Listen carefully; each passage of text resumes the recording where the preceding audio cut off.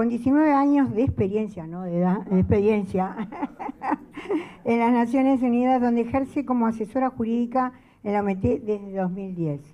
En este cargo apoyó el desarrollo y adopción del primer convenio internacional OMT, la Convención Marco de Ética en el Turismo, y ha liderado el desarrollo del Código Internacional de Protección de Turista, elaborado durante la pandemia y adoptado en la Asamblea General de la OMT en el 2021. Un trabajo no menos engorroso, y la verdad que generar este seguimiento con el código es muy importante. Actualmente lidera la creación del primer Observatorio de Derecho de Turismo en América Latina, otro tema muy importante, y el Caribe en el Banco Interamericano. Ella nos va a hablar sobre las generalidades del Código Internacional para la protección de los turistas. Muchísimas gracias, buenos días, y en primer lugar quiero agradecer la hospitalidad de Uruguay y felicitar por la organización de este coloquio, en especial al ministro Tabaré Vieira, al doctor Ignacio Curvelo y al doctor Julio Facal. Para nosotros, para la Organización Mundial del Turismo, es un privilegio y un honor poder acompañarles una vez más, como ya hicimos el año pasado en Punta del Este. Además, quisiera resaltar, antes de empezar con mi presentación, el liderazgo de Uruguay en la Organización Mundial del Turismo, en el desarrollo del derecho del turismo, y alabar los esfuerzos y el gran trabajo que está siendo realizado por Uruguay para actualizar su normativa turística, sistematizar y ordenar el tratamiento que esta rama del derecho necesita a través del proyecto de nueva ley de turismo, que creo que Julio también e Ignacio nos van a contar, con un marcado acento y una gran apuesta por la sostenibilidad. Y como el doctor Curvelo dijo esta mañana, la sostenibilidad va más allá de la protección del medio ambiente y del patrimonio cultural.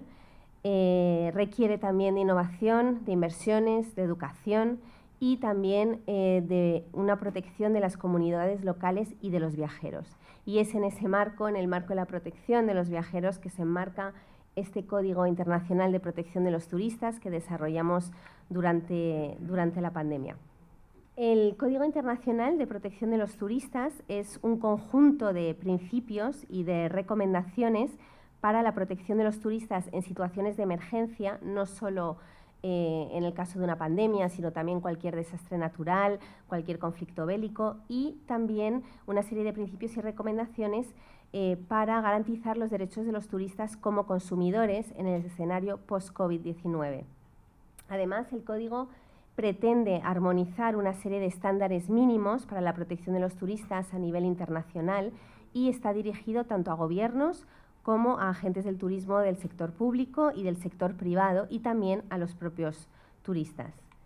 El Código proporciona tanto a los Estados como al sector privado una serie de principios y recomendaciones con el objetivo, en primer lugar, porque este documento se desarrolló durante la pandemia, el objetivo principal era restaurar la confianza de los consumidores y recuperar el atractivo de los viajes, teniendo en cuenta que esta confianza se había visto gravemente mermada durante la pandemia.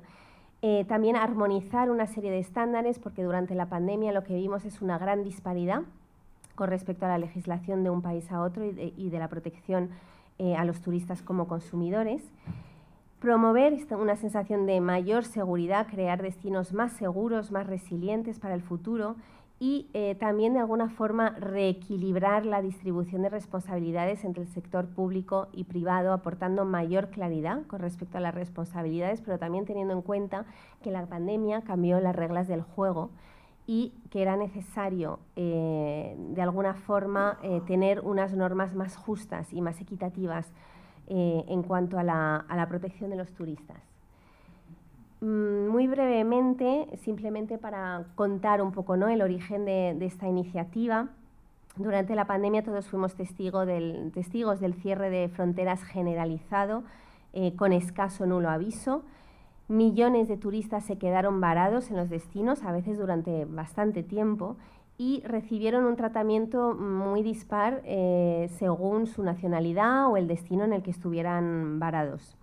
Además, se anularon millones de vuelos, de viajes, y aquí también vimos una gran disparidad de un país a otro, de una empresa a otra, con respecto al tratamiento y a la resolución de estos conflictos. También la emisión de los bonos en lugar de las compensaciones económicas, incluso en el marco de la Unión Europea, donde existen directivas aplicables. También vimos lagunas, vimos directivas que eran de imposible aplicación para algunos países, y todo esto fue lo que condujo a nuestro Consejo Ejecutivo de la Organización Mundial del Turismo a decidir en octubre de 2020 que se elaborara un Código Internacional para la Protección de los Turistas que recogiera, por un lado, toda una serie de principios para la protección de los turistas en situaciones de emergencia y también una serie de estándares mínimos para la protección de los turistas como consumidores. Para la elaboración del código se creó un comité intergubernamental con 103 países, o sea, un apoyo masivo y una participación masiva de países, pero también tuvimos toda una serie de observadores que participaron en la elaboración del código, organizaciones internacionales, organizaciones del sector privado como IFTA, tenemos a Jacqueline aquí que estuvo acompañándonos, y también muy importante la participación de un grupo consultativo de expertos de distintos países y regiones, entre ellos el doctor Julio Facal, que también nos estuvo acompañando. Este fue un proceso muy complejo porque obviamente poner de acuerdo a 103 países no es una tarea sencilla, sobre todo teniendo en cuenta que muchos países ya estaban muy avanzados en esta materia y otros todavía no han desarrollado ni siquiera normas, ¿no?, de protección para los turistas que sean efectivas. Este fue un proceso deliberativo, consultativo y un proceso bastante rápido, ya que en menos de un año fuimos capaces de adoptar por consenso el texto del código que fue presentado a nuestra Asamblea General en 2021 y fue adoptado también por consenso. Así que yo creo que esto demuestra el compromiso político tan fuerte que tuvimos en el momento de la pandemia y también la apuesta, ¿no?, de los países por la industria y por restaurar la confianza de los viajeros. Antes de seguir y de explicar un poco el contenido del código, yo creo que es importante aclarar que el Código Internacional de Protección de los Turistas no es un tratado internacional. Se trata de un instrumento de naturaleza no vinculante. Lo que observamos desde los organismos internacionales es que cada vez hay más resistencia por parte de los países a la hora de adoptar tratados internacionales y además son procesos muy largos y muy complejos. En este caso, la verdad es que queríamos ser pragmáticos y teníamos que ser rápidos también a la hora de aportar soluciones, por lo cual nos decidimos a adoptar el código en una forma de soft law, es decir, no vinculante jurídicamente, y yo creo que esto ha sido un éxito en el sentido de que tampoco le resta eficacia al código, ya que cuando los países adhieren, y ahora lo voy a explicar y también yo creo que lo van a explicar muy bien también el doctor Curbelo y el doctor Julio Facal. Una vez que los países adhieren y lo incorporan a sus ordenamientos jurídicos, el código va a ser jurídicamente vinculante en el territorio del país que ha adherido. Por lo tanto, se tratan de principios y recomendaciones que son bastante prácticos, que dan orientación práctica, pero que también son flexibles y permiten a los países poder adaptar el código a sus distintas realidades y a sus distintos mercados turísticos. El código tiene 3 temas fundamentales. En primer lugar, la asistencia a los turistas en situaciones de emergencia, que como he dicho, no se limitan únicamente a una situación de pandemia. Los mecanismos de prevención, de información, el aclarar también las responsabilidades tanto del Estado como del sector privado, incluso de los propios turistas cuando se produce una situación de este tipo, y también lo importante de coordinar, ¿no?, la coordinación internacional para poder repatriar a estos turistas de forma segura a sus países de origen. El segundo tema fundamental del código es la protección al turista en los contratos, es decir, mejorar las relaciones contractuales con los prestadores de servicios, no solo en las situaciones de emergencia, y obviamente en esta parte del código También elaboramos bastante con respecto a los bonos que se emitieron durante la pandemia en lugar de las compensaciones económicas. Sin duda los bonos son un instrumento muy importante para el sector privado, para poder garantizar la liquidez de las empresas en este tipo de situaciones, pero también lo que vimos durante la pandemia es que estos bonos pues, no siempre tenían las condiciones necesarias y a veces incluso tenían condiciones un poco abusivas. Entonces se trataba de intentar hacer que estos bonos sean a la vez atractivos para los turistas, pero que efectivamente sean seguros. Y otra parte muy importante de la protección al turista en los contratos que quisimos incorporar al código son principios sobre la protección de los turistas en los servicios turísticos digitales, teniendo en cuenta que también ha habido un incremento masivo del uso de plataformas digitales y en la compra de viajes, lo cual representa grandes desafíos y quisimos incorporar en este código también una serie de principios para asegurarnos que haya unos estándares internacionales y que los Estados sean conscientes de su responsabilidad de regular este tema.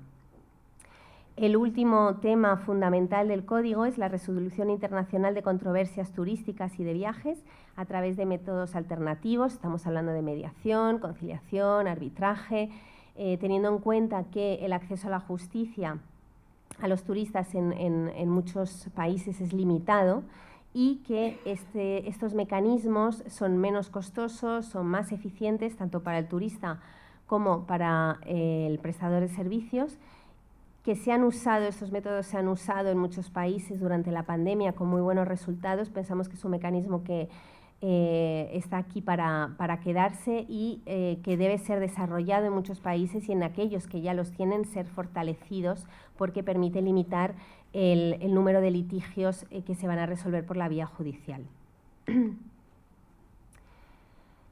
Los beneficios para los países del código son muchos, pero sobre todo que el código proporciona orientación práctica, concreta y al mismo tiempo permite que los países sigan teniendo una cierta flexibilidad. El código no impone una sola forma de hacer las cosas, sino que deja mucho margen de elección a los países sobre las medidas que van a tomar para aplicarlo.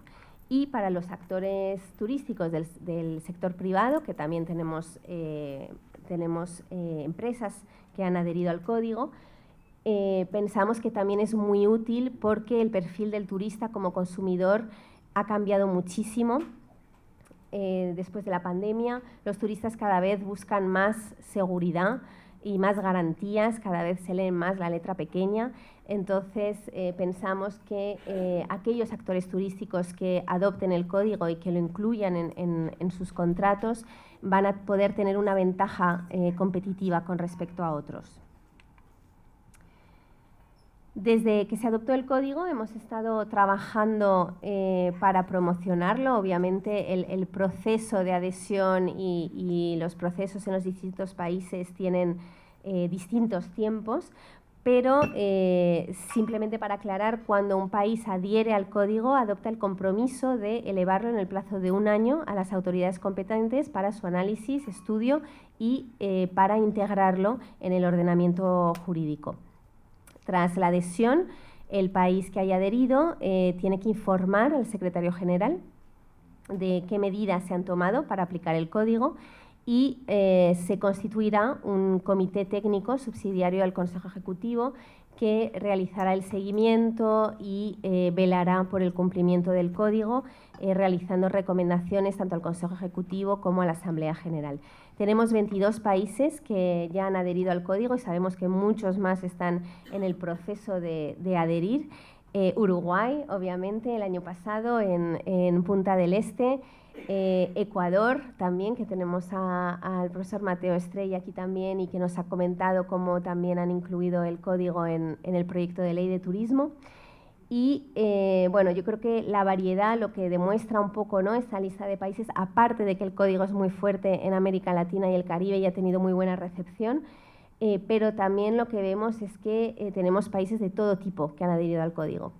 Tenemos países grandes, tenemos países pequeños, tenemos países de la Unión Europea, Tenemos países que ya tienen más o menos los estándares que el código promueve, pero tenemos países que todavía están en esa fase de desarrollo, y yo creo que esta es la muestra de que el código realmente puede ser un instrumento muy útil para cualquier país. Esta es la última ceremonia de adhesión al código que realizamos en Samarcanda, donde estuvimos acompañados por el ministro Tabaré Vieira de Uruguay y el doctor Julio Facal, junto con otros países como Argentina, Brasil, Portugal. Sabemos que el año que viene seguramente China y Japón van a adherir al código. En Asia también el código está teniendo muy buena recepción. Y bueno, seguimos trabajando en la promoción de... Curvelo.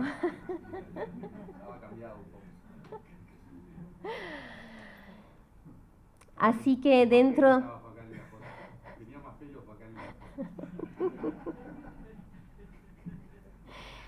Así que dentro de los esfuerzos que estamos realizando para promover el código, una de las iniciativas que vamos a llevar a cabo, gracias a la colaboración con Javier Melgosa de la Universidad de Salamanca y la Universidad de la Sorbona, es el primer seminario internacional sobre derecho del turismo de la OMT, que va a tratar sobre el Código Internacional de Protección de los Turistas. Esperamos que este sea el primer seminario de muchos y que cada año podamos elegir algún tema de interés. Y básicamente este seminario, que va a tener lugar el 30 de noviembre y el 1 de diciembre, va a servir de foro de análisis y discusión sobre los distintos temas del código con representantes del sector público, privado y del mundo académico. Les invito a participar en este seminario y además lo que queremos es abrir un poco el debate y concienciar a las administraciones de turismo sobre la importancia del derecho del turismo como una rama propia del ordenamiento jurídico. Creo que el código ha servido un poco de palanca para que empecemos a hablar y para que los países empiecen a hablar del derecho del turismo como un derecho propio. Y bueno, estoy segura de que será todo un éxito. Y por último, antes de terminar, quería simplemente informarles de otra iniciativa que estamos llevando a cabo desde la Organización Mundial del Turismo, que es la creación de un observatorio de derecho del turismo para América Latina y el Caribe. Estamos desarrollando esta iniciativa con el Banco Interamericano de Desarrollo. El observatorio será lanzado seguramente en Salamanca, pero bueno, ya puedo adelantarles que se trata de una herramienta digital pionera que va a permitir organizar, analizar, actualizar y difundir la normativa turística vigente de todos los países de la región de América Latina y el Caribe, con el apoyo de una red de colaboradores académicos y expertos en derecho del turismo. El propósito general es promover la armonización progresiva del derecho del turismo en la región, aunque obviamente luego pretendemos replicar este observatorio a otras regiones del mundo y dar también un foco más internacional, y también poder analizar dónde están los países con respecto a la legislación en temas como innovación, educación, inversiones, sostenibilidad, para poder realizar publicaciones, recomendaciones, conferencias, seminarios y poder supervisar, analizar la situación del derecho en la región, pero también elaborar materiales que puedan ayudar a los países a desarrollar normativa turística o a mejorarla. También el observatorio prestará asistencia técnica a los países que lo soliciten para desarrollar o mejorar su legislación turística, y creo que en enero de 2024 ya lo tendremos funcionando. Y en todas estas iniciativas no quiero dejar de agradecer, esta vez sí, al doctor Julio Facal por el gran laboratorio de ideas que hemos creado desde que empezamos con el código, y porque muchas de estas iniciativas pues han surgido, ¿no?, fruto de nuestra colaboración, también la apertura al mundo académico, que yo creo que para la OMT es muy importante. Y al final somos el organismo más pequeño de las Naciones Unidas, así que necesitamos la colaboración de muchos para impulsar el derecho del turismo y para desarrollarlo de forma coherente e inteligente en los países. Así que, sin más, les invito a Salamanca y espero contar con su colaboración. Muchas gracias. Como verán, los dos temas muy importantes que tiene esta presentación es que este código, obviamente la adhesión a este código no solamente va con una mirada pública, sino también es generar la mirada de los privados, del sector privado, de la academia, que es muy importante, ya que este código habla del derecho al turismo que todos hablamos, pero que también tenemos que dar esa práctica del derecho al turismo, y creo que este código viene aplicando varias teorías que en la práctica hablamos, pero que no las aplicamos. Entonces creo que también es un posicionamiento para Uruguay en general poder adherir al código e invitarlos al seminario, tanto al sector público como al sector privado. Presentamos ahora al doctor Facal. Es profesor adjunto en materia del Derecho de Turismo en la carrera de Abogacía de la Facultad de Derecho de la Universidad de la República Oriental de Uruguay, y la verdad que nos gratula muy enormemente tener al doctor Facal con nosotros, que es uruguayo y es experto académico en estos temas, el derecho del turismo. Ha sido designado académico por la Academia de Argentina de Turismo, es experto designado por la OMT, ha sido premiado por el empresariado turístico de Uruguay con el premio Sol al Turismo, redactor de diversos proyectos de ley, además de libros y publicaciones, asesor de la Cámara Uruguaya de Turismo, asesor de ARU, Asociación de Hoteles y Restaurantes del Uruguay, asesor de diversas empresas turísticas y gremiales del sector, y recientemente designado como miembro del Comité de Ética de la OMT y socio de estudios de Shelpo y Facal Abogados. Él nos hablará sobre la protección del turista como consumidor. Adelante, Julio. Bueno, muchas gracias a todos los que han venido y los que están llegando, porque tenemos 130 inscritos, pero bueno, el uruguayo va llegando de a poco, se va despertando, ahora tenemos más gente. Pero bueno, primero agradecimientos, ¿no? Es momento de agradecer, no me quiero olvidar de absolutamente de nadie, porque el hecho de que estemos aquí planteándonos un coloquio internacional de turismo, sostenibilidad, o de la importancia del derecho y de la sostenibilidad en el turismo, es producto de varios factores. Primero, el agradecimiento al Ministerio de Turismo por haber acompañado en todo este periodo al sector académico, como hace mucho yo por lo menos no tengo conocimiento y ejerzo la docencia desde hace muchísimos años. Tengo 57 y creo que de los 32, 33 años que ejerzo la docencia activamente en la UDELAR y en alguna actividad privada, además de la profesión. Y en el Ministerio de Turismo, desde el ministro Tabaré Viera, el viceministro Remo Monselio, Recobian, pero sobre todo al director Ignacio Curvelo, que realmente hemos hecho un tándem bastante bueno y estamos trabajando arduamente en varios temas. Por su condición de abogado, además, inmediatamente entendió la temática, la hizo suya y la llevó adelante acompañándonos al sector académico de la mejor forma que podíamos haber tenido. Este coloquio es mérito de ello. En segundo lugar, a la OMT, a la Organización Mundial del Turismo, y a Alicia Gómez, que en plena pandemia nos llamó por teléfono diciendo que tenía conocimiento de nuestro trabajo en Uruguay, en Sudamérica, y que quería armar cuando nadie sabía cómo se venía desarrollando la pandemia y cada uno iba inventando sobre la marcha y los países. Quería trabajar en un Código Internacional de Protección de Turistas, esto es abril del 2020, y me proponía que yo diera una charla para el sector empresarial con alguien de Brasil, y acá está el profesor Marcelo Oliveira, con quien dimos esa charla, esa primera charla que era una especie de mensaje de resiliencia jurídico, donde ni siquiera nosotros mismos teníamos la idea de cómo eso iba a encaminarse. Esa primera charla es fruto de este escalonamiento del trabajo que ha hecho la OMT con todos los académicos, y la verdad que Alicia, un mérito enorme en haber planificado, ideado este Código Internacional de Protección de Turistas, que hoy es una realidad y que tiene tantas adhesiones. Así que le agradezco primero la confianza, el hecho de que me hayan designado experto.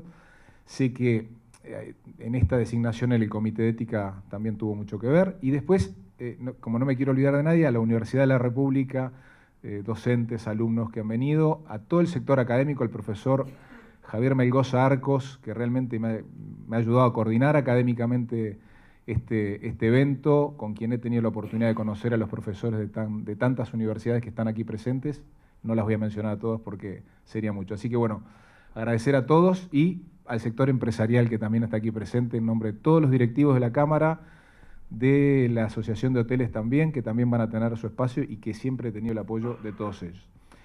Cuando Alicia nos plantea en esa charla de trabajar en un Código Internacional de Protección de Turistas, lo primero que nos planteamos en aquel momento es, bueno, ¿por dónde alinearnos en esta idea? Porque en realidad el turista o el turista como consumidor ya tenía un proteccionismo bastante importante. A partir de hace unos 20, 30 años los países habían comenzado a concientizarse en que los derechos del consumo eran unos derechos de tercera generación que era necesario proteger. Entonces, lo primero que nos preguntábamos era, bueno, ¿qué hace falta? ¿Cómo trabajar en un Código Internacional de Protección de Turistas? ¿Hasta dónde llegar? ¿Qué es lo que tenemos y qué es lo que hace falta?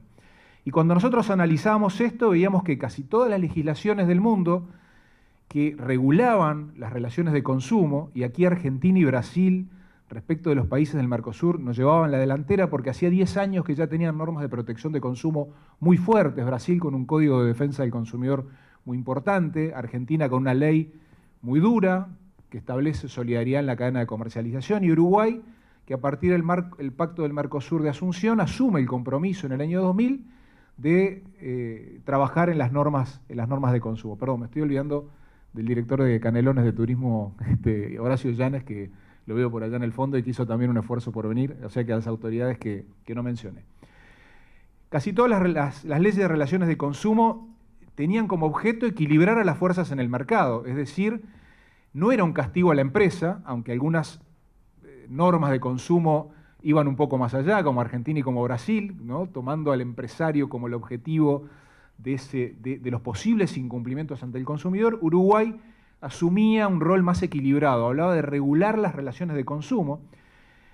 Y acá, tengo que decirlo, los efectos para la empresa, había mucho temor, y a tantos años de las regulaciones de las relaciones de consumo, el mercado realmente sufría un equilibrio, pero quedaban muchas cosas por hacer.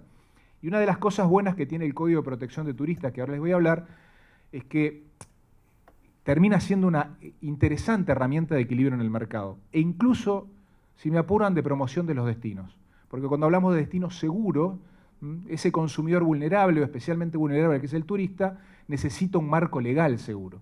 Y al adherir al código puede servir muchísimo para la promoción del propio destino.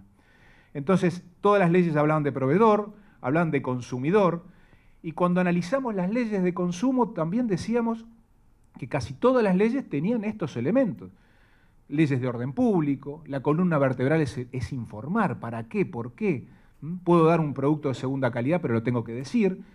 Las consecuencias de no informar, por supuesto, es un incumplimiento a la vulnerabilidad de esa decisión, de esa conciencia del consumidor de poder elegir.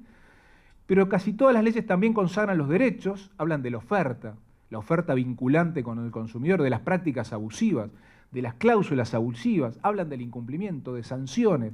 Sanciones que incluso en los países que tienen Ministerio de Turismo y asume competencia en consumo, hay como una doble competencia subsidiaria, el área de defensa del consumidor, y también en materia de resolución de conflictos. Uruguay ha quedado un poco en esto un poco atrás, pero hay países que tienen tribunales de resolución de conflictos en materia de consumo, especializados.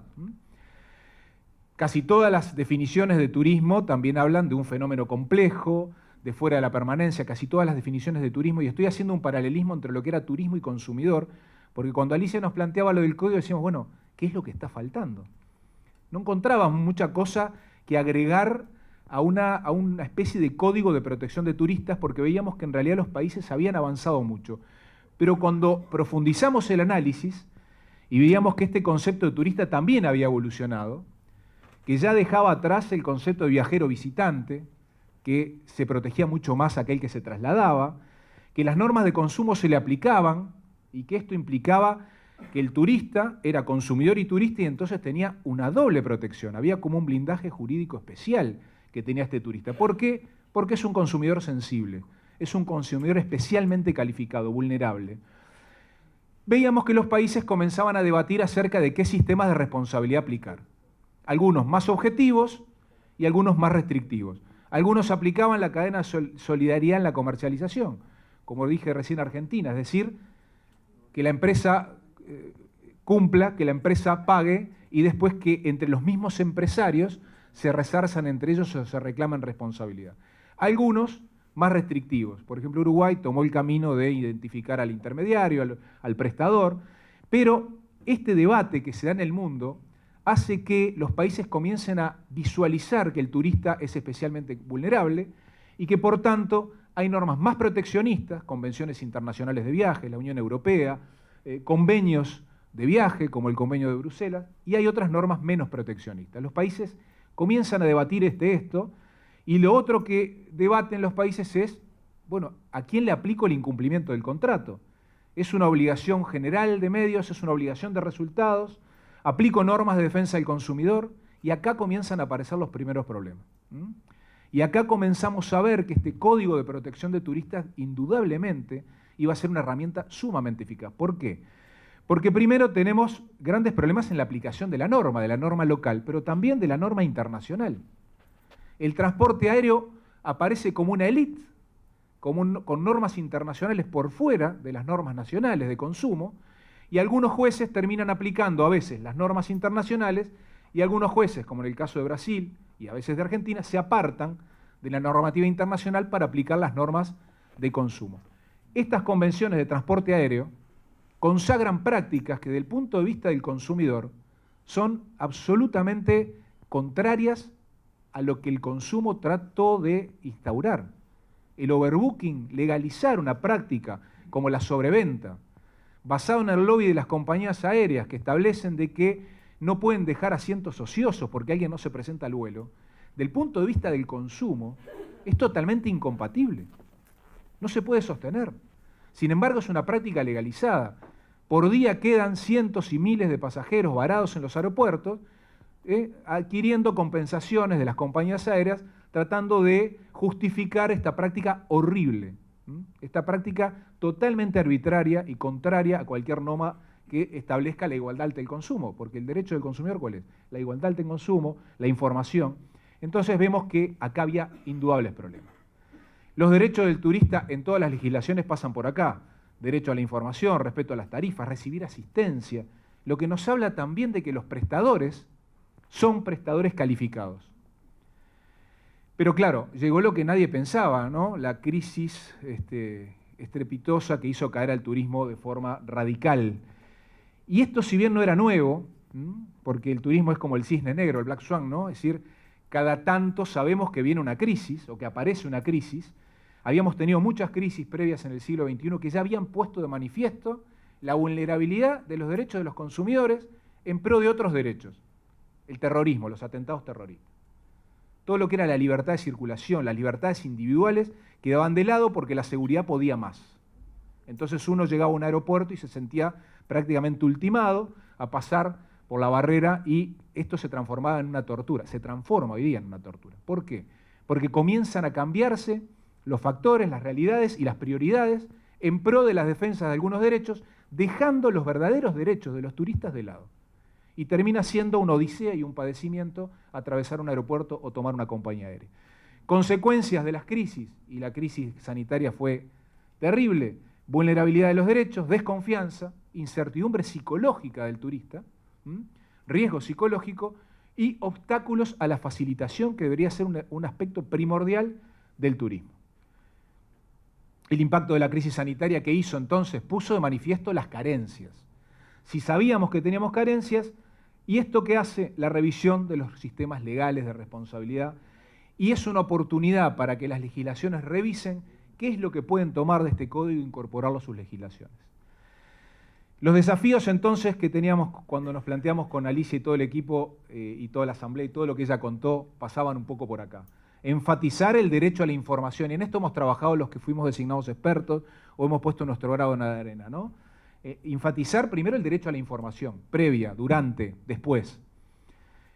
Que el turista tenga claridad para identificar a quién reclamarle, cuál es la cadena de comercialización, qué tiene que hacer. Mecanismos de asistencia al viajero y de repatriación, que esto es sumamente importante. Yo creo que lo que el doctor Curvelo tantas veces nos explicó con el video del Greg Mortimer, no sé si hoy vas a pasar algo, no, bueno. Lo que hizo Uruguay en el manejo de la crisis fue fundamental y eso fue puesto de ejemplo en todo el mundo. y esto nos hace ver de que tenemos que tener normas en caso de que los turistas extranjeros queden en un país de una nacionalidad diferente. Seguros que prevean la fuerza mayor, reforzamiento de los seguros. Sabemos que existen, bueno, reforzar el sistema de garantías, pero también flexibilizar los contratos. Y acá vuelvo a poner el pie en el transporte aéreo. Yo entiendo que son negocios, que uno quiere viajar más barato, pero los contratos deben ser mucho más flexibles. Debo poder cancelar, debo poder cambiar el nombre de la titularidad del billete electrónico, y que me perdone la Convención de Montreal y que me perdonen todos los sistemas de transporte, porque esto atenta directamente contra el consumo y contra el turismo. La flexibilidad en las reseñas de planificación de los viajes, las garantías ante el incumplimiento, y un aspecto fundamental que el Uruguay no tiene regulado y estamos intentando, y ahora un poco les voy a explicar para terminar, ya voy redondeando, la protección ante el comercio electrónico. ¿A quién aplicarle la norma? La dirección IP, ¿dónde está el servidor? Es toda una odisea. ¿Quién cumple con el contrato? La incertidumbre psicológica del turista vuelve a plantearse aquí. Y por supuesto la solución de conflictos. Como yo les decía hoy, el adherir al código debe ser, en mi punto de vista, un equilibrio para el sector empresarial. El sector empresarial debe verlo como algo positivo, porque esto debería asegurar la calidad del destino. Esto hace a la seguridad. Y en la promoción turística, esto debería ser un elemento. Los objetivos de la promoción son la promoción integral del destino, atraer corrientes, desconcentrar, pero también la seguridad y el marco legal son importantes. Para terminar, estamos trabajando con el doctor Curvelo y un equipo de profesionales en incorporar el código, porque así se ha comprometido el gobierno, un poco ese es el compromiso que ha asumido políticamente el doctor Curvelo y todo el gobierno, de incorporar el código una vez que adhirieron. Si bien hay plazos y si bien no es una convención internacional ratificada por el Uruguay, hay un compromiso de honor con el organismo internacional. Y estamos trabajando y nos pareció que la mejor forma es una modificación a la ley de turismo actual, incorporando algunas de sus normas y trayendo, por ejemplo, nuevas definiciones, mucho más ayornadas que tiene el Código de Prestador y de Turista, una visión integral y sistémica del destino, Uruguay como destino turístico, y una visión sistémica del destino turístico, incorporar nuevos principios que nuestra ley no tiene. Nuestra ley no tiene el principio de inclusión, de seguridad, de claridad y de certeza, de prevención y enfoque del riesgo que prevé el Código, incorporarlos como principios a la ley, y también reforzar el sistema de garantías, establecer mecanismos ciertos de prevención de conflictos, afinar un poco el lápiz en los derechos del turista previo, durante y después del viaje, en la fase precontractual, en los contratos, pero por sobre todas las cosas en situaciones de emergencia y en digitalización de los servicios. Y también creemos que es la oportunidad de crear algún instituto dentro del código, pero también esto tiene que ver con el Código Internacional de Protección de Turistas, que es inventariar los recursos con el que el Uruguay cuenta, un inventario de recursos turísticos, y avanzar en un concepto que nuestra ley tenga de turismo accesible, que hoy no lo tenemos, y que también es una exhortación del Código, la incorporación de un concepto de turismo accesible. Así que espero no haberlos aburrido, les agradezco la atención, y bueno, quedo a las órdenes. Y ahora el doctor Ignacio Curvelo, que va a ser el próximo orador, es doctor en Leyes y Ciencias Sociales desde 1984, abogado experimentado con 28 años de práctica independiente en Derecho Penal, Civil, Comercial y de Familia. Posee una sólida formación académica, así como una destacada trayectoria en representación internacional y actividades docentes. Es asistente docente grado 2 en Derecho Penal en la Universidad de la República Oriental del Uruguay. Desde el 1 de marzo del 2020 es director general del Ministerio de Turismo de la República Oriental del Uruguay y ha liderado el proceso de adhesión por parte del Ministerio de Turismo del Código Internacional del Turista, que es lo que nos va a decir es la importancia de esta adhesión y cuáles fueron los procedimientos. ¿Qué decir frente a estas excelentes presentaciones? La verdad que me honra integrar este panel junto a dos colegas tan prestigiosos, a quienes aprecio mucho además, como Julio y Alicia, y por supuesto a la presidenta de IFTA, a quien tuve el agrado de conocer ahora. Gracias, Doris, por tu excelente moderación. Este es un panel y un tema muy relevante para nuestro país. Por eso me congratulo y me alegro de que estén aquí abogados, prestigiosos abogados del Uruguay, de muchos otros países del mundo, y también operadores del sector privado y distintas personas del sector público. El turismo es una actividad relevante en Uruguay. Yo no voy a poner acá a hablar de cifras, porque si no, ahí Sergio Herrera se va a poner a discutir, pero no vamos a hablar de porcentajes exactos del impacto en el PBI, pero el turismo como motor de desarrollo económico y social en Uruguay, como generador de empleo, como generador de riqueza, es realmente fundamental. Y yo siento y he sentido siempre que el derecho no tiene mucho lugar en el turismo, en nuestro país. Y Julio se refería hoy en su exposición como, bueno, gracias a que yo soy abogado, gracias por supuesto que al apoyo incondicional, como me referí hoy, del ministro de Turismo, a cada iniciativa y a cada actividad de derecho y de turismo, como un rol y como una herramienta fundamental para un turismo más seguro y de mejor calidad, ha hecho que, conjuntamente con Julio, un experto en el derecho de turismo en Uruguay, y con el estrecho relacionamiento que hemos logrado con la Organización Mundial de Turismo, a través de Alicia y de su equipo legal, bueno, hemos logrado algunas cosas. Creo que hemos logrado poner en el tapete la importancia que cumple el derecho del turismo, porque muchas veces recibimos muchos reclamos, y muy entendibles, pero a veces hay que entenderlos también sobre la base del derecho, que no soluciona todos los problemas, como lo dijo el ministro, pero que sí es una clara guía para dónde debemos seguir.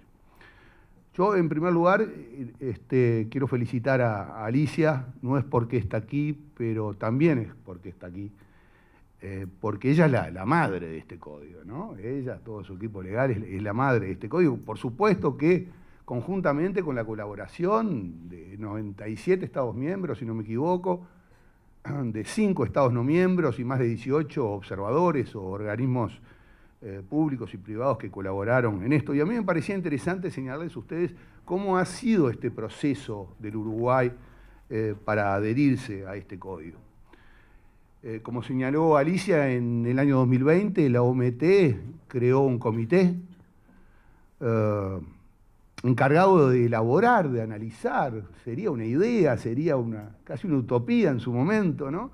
Frente a la pandemia, crear y elaborar un código que pueda proteger a los turistas promoviendo la armonización de normas jurídicas a nivel internacional, para proteger a los turistas en situaciones de emergencia, pero también para proteger los derechos del turista como consumidor, y de esa forma poder restaurar la confianza, en los viajes y en los destinos turísticos. Y todos vimos lo que causó la pandemia, ¿no? Miles de personas varadas en distintas partes del mundo, en aeropuertos, en ciudades, en puertos. Bueno, acá tuvimos el caso emblemático del Greg Mortimer, hoy no lo voy a pasar porque ya lo conocen, pero un crucero que quedó varado en el Océano Atlántico con más de 120 pasajeros, muchos infectados de COVID, era un cementerio flotante eso, y ningún país de la región estaba dispuesto a aceptarlos en sus puertos para que pudieran desembarcar y pudieran ser repatriados a su casa. Y Uruguay, fiel a su tradición humanitaria, realizó un operativo que demostró lo que es la solidaridad del pueblo uruguayo, pero también el profesionalismo con que se puede actuar en este país, logrando un operativo que fue realmente muy exitoso y que permitió desembarcar a los pasajeros, internar a algunos y repatriar en una cooperación internacional con Australia muy importante, que envió un avión para que sus ciudadanos pudieran volver a su casa. Y Julio lo mencionaba, o Alicia, se cancelaron millones de vuelos en todo el mundo y la gente corría con distinta suerte, ¿no? Uno se le volvió el pasaje, al otro no, el otro podía reprogramar, dependía de su agencia o de su nacionalidad o el país en el que se encontraba.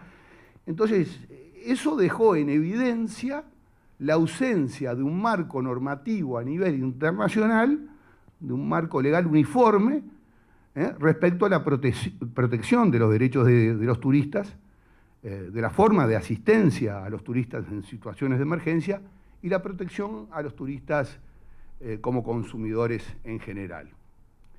Y bueno, para recuperar esa confianza, la OMT tuvo esta excelente idea de crear este comité, que como dije se integró con 97 Estados miembros y 5 Estados no miembros y otros observadores, con el objetivo de presentar en la 24ª Asamblea General de la OMT un proyecto definitivo. Y yo acá debo reconocer y agradecer al doctor Julio Facal, porque en ese entonces, en ese comité, ese comité lo integraba el doctor Julio Facal como privado, como experto de la OMT. Pero Uruguay no participaba desde lo institucional como país en ese comité. Y fue a través de, él me planteó el tema, enseguida recogí el guante, y a través de su articulación fue que Uruguay, representado por mi persona, comenzó a integrar también ese comité, que culminó finalmente con la presentación del código, de este código que tenemos acá y que fue aprobado en diciembre del 2021. Uruguay se adhirió al mismo en noviembre del 2021 y fue uno de los primeros países del mundo en adherirse a este código. Hoy, Alicia, me corregí, son más de 20 los países que ya se han adherido. En la última Asamblea General en Uzbekistán fueron varios los países que también se adhirieron. Y de ahí en más nuestro trabajo fue constante, promocionando y difundiendo este código en distintos países del mundo y trabajando internamente para lograr el objetivo definitivo, cuál es el de incorporar a nuestra legislación nacional algunos de los principios y recomendaciones de este código. Porque como bien explicó Alicia, si bien se llama código, no tiene una fuerza jurídica vinculante, son principios y recomendaciones. Por lo cual, si nosotros no lo internalizamos a nuestro derecho interno y los hacemos obligatorios con fuerza de ley, difícilmente pueda tener éxito. Hoy en día seguimos trabajando continuamente en este código, como lo demuestra, de hecho, este coloquio y con el permanente apoyo de la OMT. Ahora, ¿por qué Uruguay se adhirió a este código? Esto no fue una decisión apresurada.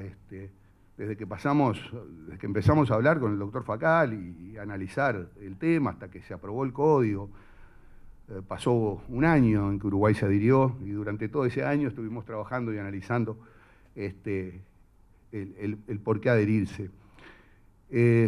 Como sabemos, la pandemia causó estragos en el sector. En Uruguay las pérdidas de turismo desde 2020 a finales de este año se calculan en 3.000 millones de dólares. Y para recuperar la confianza en un destino se pueden hacer una cantidad de cosas, una cantidad de acciones de marketing, planes operativos de marketing en mercados específicos, en cooperación con las líneas aéreas, con los tour operadores. Las entidades de gestión de destinos son una fuente de información de mucha confianza para los turistas, entonces, que mantengan sus sitios actualizados, interactuar con los turistas, mostrando cómo se están gestionando los destinos turísticos, organizar distintas conferencias que capten notoriedad en los medios, como el acuerdo con compañías aéreas y tour operadores que permitan rebajar precios, la colaboración entre el Ministerio de Turismo y el Ministerio de Relaciones Exteriores y las embajadas en todo el mundo son un instrumento y una herramienta muy importante para diseminar historias positivas acerca de un destino. Pero también, por supuesto, que un marco legal adecuado que permita al turista sentirse seguro en un destino y protegido resulta una medida sin dudas de mucha importancia para restaurar la confianza. Y este código realmente ayuda a garantizar la seguridad y la protección de los turistas. Y ello mantiene la reputación de un destino. Los turistas son mucho más propensos a volver a un destino o recomendar un destino si se sienten seguros durante el viaje que hacen a ese lugar. Y entonces aquí tenemos un principio fundamental de este código, es el principio de la cooperación internacional. Mejorar la cooperación internacional entre los destinos.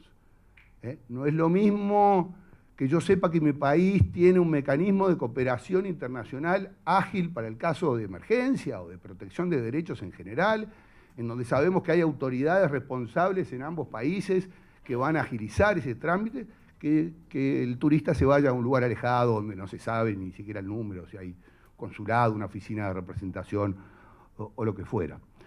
Y las recomendaciones sobre prevención, esto es, protocolos, tener protocolos diseñados, planes de gestión de crisis, medidas sobre la asistencia al turista, medidas claras sobre repatriación en caso de emergencia, los visados, los ingresos, las salidas, son elementos que contribuyen fuertemente a la confianza a un destino.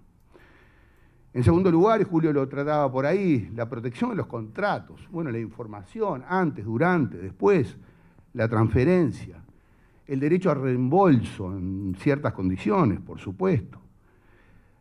Bueno, eso también establece un sólido marco legal para la protección a los turistas. Tercer punto importante, la era digital. Bueno, todos viajamos hoy en día a través de la compra de un pasaje, a través de servicios informáticos, y por eso es fundamental que esa información sea transparente, que sea precisa, que sea comprensible y que garantice la protección del turista, al turista de las prácticas injustas y de los abusos, ¿no? Que muchas veces existen, y nuestro país en ese sentido tiene algunos debes.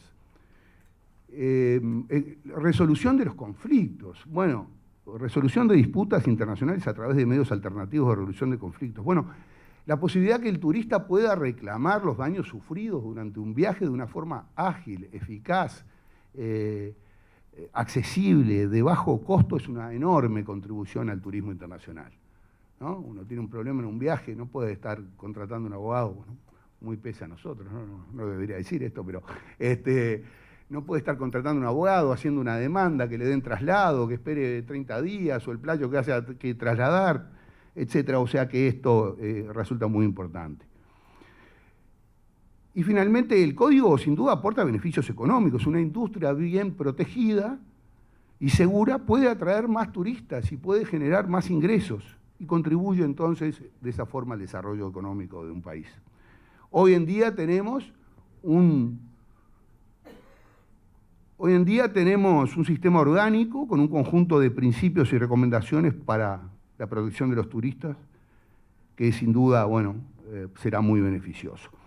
Brevemente me quiero referir, estamos terminando un proyecto de ley en los que vamos a proponer para que se apruebe una ley que incorpore a la ley del turismo los principios que el Código de Protección al Turista establece, como el de equilibrio, el de cooperación, el de coordinación, el de claridad, el de certeza, así como el del enfoque orientado al riesgo establecido en el capítulo 2, parte 1.